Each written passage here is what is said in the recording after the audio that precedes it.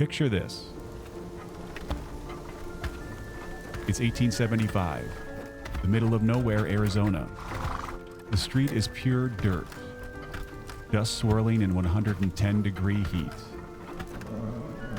There's no air conditioning, barely any shelter, and the nearest actual city is a week's ride away. Out of a ramshackle saloon steps out a guy who looks like he's headed to a Manhattan boardroom. Three-piece wool suit, starched collar, polished boots, gold pocket watch catching the sun. He's sweating through layers of fabric that would make you pass out just from looking at them. And this was just a regular Tuesday. What the hell was going on? Why did people in the Old West dress like they were attending the opera when they were literally living in dirt? Welcome to Usefulish. Every week we're going to take one seemingly ridiculous question from history and dig until we find out why humans are the way they are. Today's question: why did frontier towns look like a costume party where everyone came dressed as Victorian aristocrats? And more importantly, what does it tell us about the performance we're still putting on now? Stick around, because by the end of this, you're going to look at your LinkedIn profile photo in a whole other way. First, let's talk about why we think we know what the Old West looked like. Those stiff, barely colorized photos of stern-faced cowboys and pioneer families where everybody's dressed to the nines, standing rigidly. But what you might not know is those photos are complete bullshit when it came to everyday life. Get your picture taken in 1875 wasn't like snapping a selfie is now. It was a major event. Cameras were rare, photographers were traveling specialists, and the whole process could take all day. You didn't just wander in accidentally wearing your work clothes. Think about it like this. If a professional photographer showed up in your town today and said, "I'm taking portraits that your great-great-grandchildren will see," you wouldn't stumble in your pajama pants and hoodie. You'd put on your best outfit, even if you were cleaning gutters all morning. Those formal clothes and blank expressions wasn't their daily reality. That was them just trying to look presentable and like someone who deserved to be remembered. Which brings us to the real question. Why did they think looking fancy was so important that they'd suffer through wearing wool suits in desert heat just to make that happen? The Old West was insane. Boomtowns popped up around gold strikes or railroad stops, filled with strangers who knew nothing about each other. There were no background checks or calling references, and really almost no way of verifying if someone was trustworthy or dangerous. So the way to signal that you're not a drifter, a con man, or lunatic is by dressing the part. A pressed vest said you had money and weren't desperate. A starched collar suggested education and refinement. And clean boots meant you weren't living in the dirt like an animal, even though many were. Without Facebook profiles or credit scores, your outfit was your whole resume. If you looked like a gentleman, you were treated like one. But if you showed up looking rough, people assumed you were. It was that simple, and I guess that complicated too. Even the outlaws understood this. Billy the Kid's most famous photo shows him with a bowler hat, vest, and a tie. The guy was literally straight up murdering people, but he understood that looking respectable opened doors that being his authentic self never could. It's like today's dress for the job you want advice. Except back then, too often, the job you wanted might be staying alive long enough to make it through the winter. But wait, how did a miner in the middle of Nevada get a three-piece suit? Welcome to the miracle of mail-order catalogs. By the 1870s, companies like Montgomery Ward were shipping fashion to the frontier. Picture walking into a dusty general store and finding stacks of catalogs promising the latest styles from Chicago or New York. You could order everything from silk vests to top hats and then have them delivered by wagon. But this wasn't cheap. A decent suit might cost a month's wages. But people saved up anyway and sent off their measurements and waited weeks for their package to arrive. That suit was an investment in their future, not just something they had laying around in their closet. Think about how crazy this is. People were literally buying respectability across thousands of miles of bad neighborhoods. It's like today's influencer culture, except instead of buying the latest trendy outfit on Instagram or Pinterest, you're in many ways buying it to convince strangers you're not going to rob them. The psychology is identical. We're still importing status pieces to project an image that might not match our reality. We've just upgraded from Sears catalogs to same-day Amazon delivery. This was about looking rich, or at least that you had money, but it tied into deeper ideas about right and wrong that were spreading across the country pretty fast. Victorian morality was obsessed with the idea that your outside reflected your inside. Clean clothes meant a clean conscience. Neat appearance meant neat morals. And sloppiness suggested you were lazy, had a vice, or maybe something far worse. This created a weird feedback loop in frontier towns. The first businesses to open were usually a general store, a saloon, and a tailor.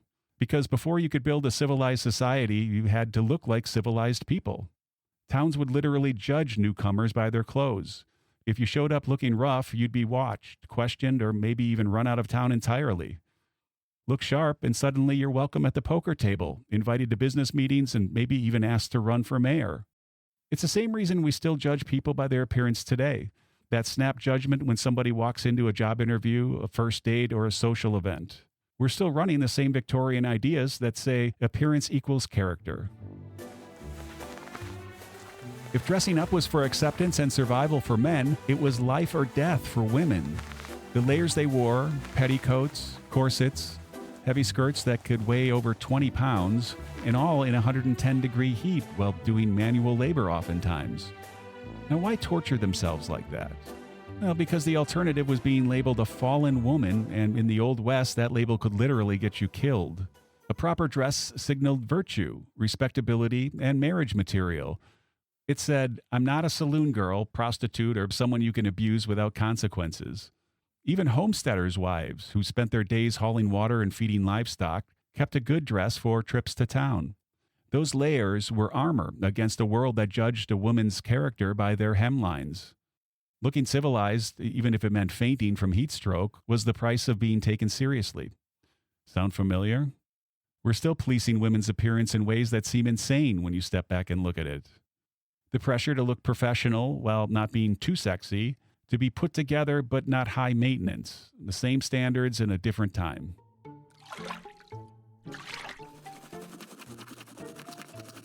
Now here's where it gets really wild, because keeping those fancy clothes clean was a nightmare. Obviously there were no washing machines or dry cleaners. Laundry meant hauling water from a well, building a fire, scrubbing with soap harsh enough to strip skin, and then hanging everything to dry in dust-filled air. Most people owned exactly 2 outfits, one for work that could get destroyed, and then one best set for public appearances. That fancy suit might get fully washed twice a year. The rest of the time, it was spot cleaned, brushed, and aired out. Visible dirt or wear meant poverty and desperation.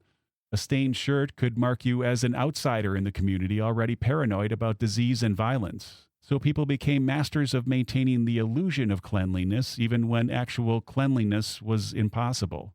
We're still doing this, just in different ways. I mean, how much energy do you put into looking like you have your shit together on social media? Some of you don't, but most of you do. Even when your actual life is chaos. Same performance, but on a different stage, right? Put it all together, and you'll see a real pattern. That when everything around you is unstable, you control what you can control, which is your appearance. Your appearance becomes your anchor in all that filth.